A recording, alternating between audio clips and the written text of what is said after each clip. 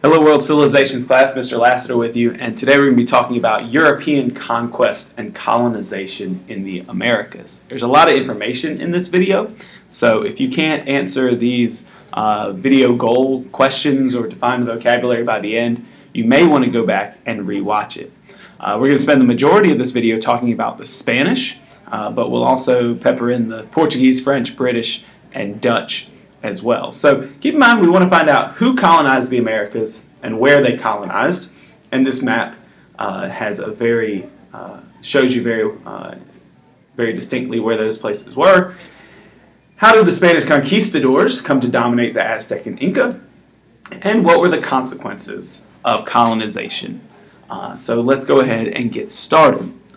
Just remember what we've been talking about. By the 1490s, remember that Portugal and Spain had opened up new lands for exploration. By the end of that decade, the Portuguese will be trading on the western and eastern African coasts and with India. Also during the 1490s, Columbus sails to the New World, and so the Spanish begin their exploration of the Caribbean, North and South America. In 1494, they had signed the Treaty of Tordesillas, creating, of course, the Line of Tordesillas, which divided the world between the two countries.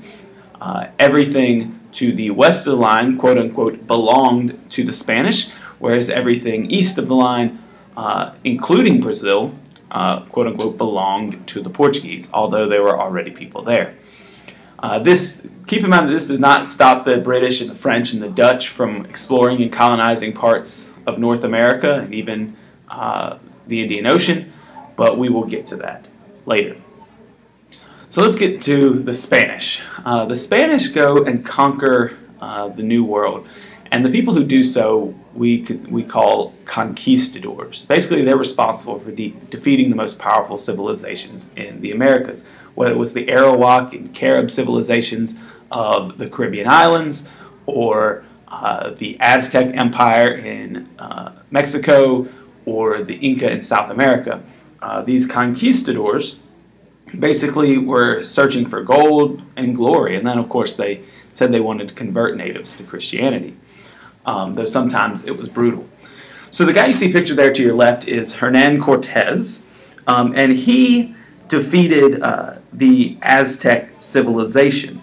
Basically, he leads one of the most audacious land invasions with modest amount of men against a very strong empire. And he begins to start to fight the Aztecs. And the Aztecs are already having some internal struggles. Of course, the Aztecs had conquered land all around them by military force. And so Hernan Cortez basically uses this against the Aztecs and forms some alliances with groups who don't like them. And he uses that to overthrow the Aztecs. Another thing going against the Aztecs is they had never seen these people before. And so the Aztec Emperor Moctezuma II sent messengers to greet Cortez to try to determine whether he was a god or whether he was a friend or whether he was an enemy. And Cortez kind of promises that he comes in friendship, but ultimately he captures Moctezuma and makes him his prisoner. So they kind of fight back and forth. The Spanish loot their treasury. And this kind of war goes back and forth. The Spaniards, some Spaniards who are captured are even kind of sacrificed to the gods. But nevertheless, they fight a battle. Moctezuma is killed, and the Spanish go on to conquer the Aztecs. Well, a guy named Francisco Pizarro hears about this heroism of Hernan Cortez, and hearing of the success, decides he's going to set out to conquer another civilization that he's heard about, the Inca Empire, which are found in the Andes Mountains, or modern-day Peru in South America. And he brings very few people with him to do this. Only about 180 men, 37 horses, and 2 cannons with him. And with just that amount, he said he actually conquers the Inca civilization. Now, the Inca were also a military empire where they had conquered different tribes, if you will, and brought them into their empire. So he benefits from kind of infighting within the Inca Empire as well. Ultimately, he meets with the Inca Emperor Atahualpa. They seize him and make him their captive, and then ultimately execute him and break the unity of the Inca Empire and take it over. And this is how the Spanish conquer the majority of the New World. They did this same thing in the Caribbean with the people who were there. So this same kind of process of invading, capturing the leader, and destroying the empire, and of course taking all the gold along the way and trying to convert natives, repeats itself over and over again. So why did this conquest occur? Or maybe a better question would be, why were they successful? Why didn't they lose any of these? Well, we really have four factors that allowed Spain to establish a big empire. So the first is the Native Americans' lack of resistance to diseases, especially smallpox. So Native Americans, of course, did not have any natural immunity to European disease, and so they were dying in huge numbers. We'll talk more about that in a minute. Secondly, there was internal conflict within these empires. As I said, the Aztec Empire had grown by force, so there was still some conflict between local tribes and this big central government. Same thing in the Inca Empire. The Inca Empire, after the death of one of the emperors, had actually kind of split between two sons, and they were kind of fighting a civil war against each other anyways. And in comes Pizarro during this time and is able to kind of defeat this fractured empire. Third, of course, the Spanish had superior military technology. Their steel swords, their armor, their horses, and their firearms, and their aggressive fighting basically helps them defeat these empires fairly easily. That's why Pizarro can come in with only 180 men and 37 horses and 2 cannons and defeat an entire empire, whereas today, or even in Europe, he would have been crushed. And the last thing is the idea that Spain had already been conquering people, even on their home soil. So they had a pattern of conquest, forcing people into labor, forcing conversion, when they had reconquered the land of the Iberian Peninsula, which makes up Spain. So they just took what they had already been doing when fighting Muslims in their homeland and brought it to the New World. So they were kind of still in that fighting mindset and conversion mindset. And so these four things all together, lack of resistance to disease for Native Americans, internal conflict with the Native Americans, the Spanish's superior military technology, and this kind of pattern they followed, made them very successful in conquering the New World. And in this map, you can see all those areas in brown would become known as New Spain. So, what did it look like in New Spain? Well, by 1535, which is not terribly long after these conquests, Spain had set up a colonial government. They established a labor system called the encomienda system, which forced Native Americans to work to rebuild cities or to build roads, to farm goods to feed the Spanish, but also send back to Europe, to mine gold and silver. They found some extremely large silver mines in Mexico and South America, and of course to do some other tasks. So basically this was kind of a forced labor system. It was a system that Native Americans had kind of used themselves, but it was not as harsh as when the Spanish had used it. European diseases, though, killed a majority of the population of Native Americans. Many others died from harsh treatment, but diseases such as smallpox, which you can see in the picture, killed enormous numbers of Native Americans. Some estimates say that as many as 95% of the native population died in certain places. And we know that the Arawak and Carib civilizations of the Caribbean were completely wiped out, either by disease or by warfare. So this number of 95% isn't too much of a stretch, I don't think.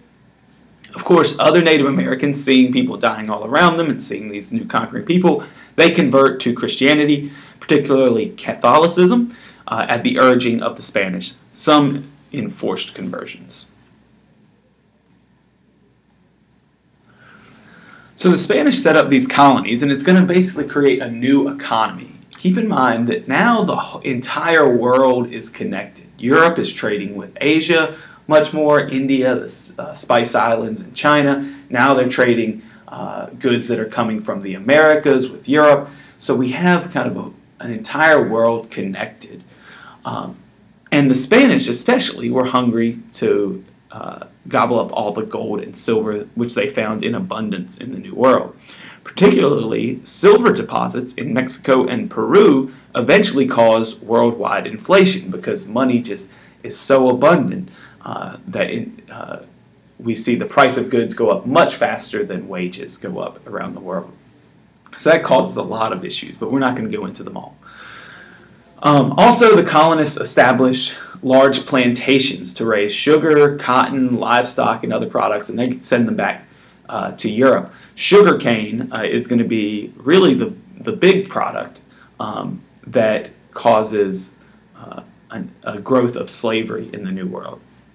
Other goods are sent back: potatoes, cocoa, corn, tobacco. These products, which previously had been unknown to Europeans, became very popular. And so they were sent back to the Old World to be sold. But keep in mind, the Spanish weren't the only people doing this, although they are our best example early on. By the beginning of the 1600s, it's basically a free-for-all. There's trade in India with a lot of different countries, not just the Portuguese. There are colonies in the Americas from many different countries.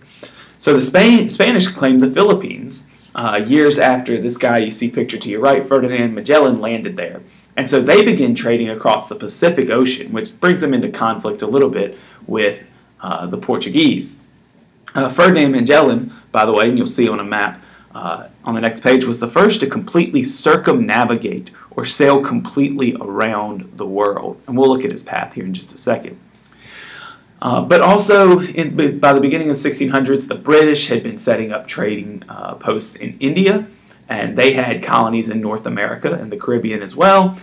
The Netherlands, or these people we call the Dutch, formed trading companies in the East and West Indies. So we have the Dutch East India Company, which traded with India, and the Dutch West India Company, which set up trading in Brazil for a time, but mostly in the Caribbean.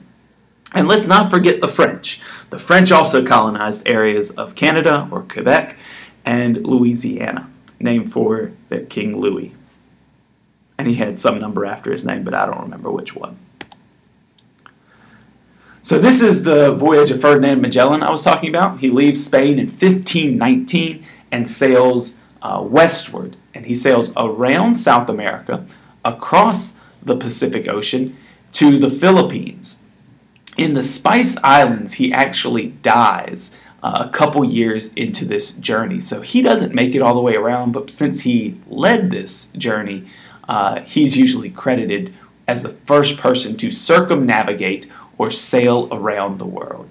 Let's take a look at this map. It was very important. It also legitimized Spain's claim to the Philippines. So anyways, going back to this slide, just last thing I want to leave you with here is that